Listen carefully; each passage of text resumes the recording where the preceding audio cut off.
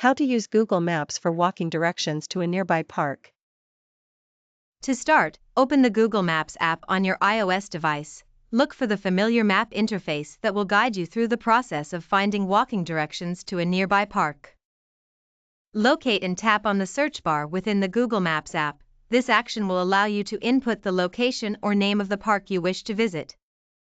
Once you have entered the park's name, tap on the Directions option. Within the Directions menu, locate and tap on the walking icon. By selecting this option, you are indicating to Google Maps that you prefer walking directions to reach the park.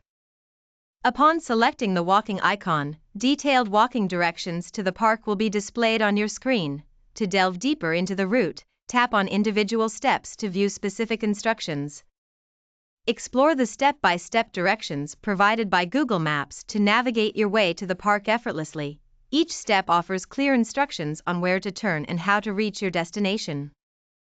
If you prefer alternative transportation methods, such as a taxi or Uber, simply change the icon within the Directions menu. This flexibility allows you to explore multiple travel options. Thank you for watching. Create free, AI-powered how-to guides by visiting Kim Avi.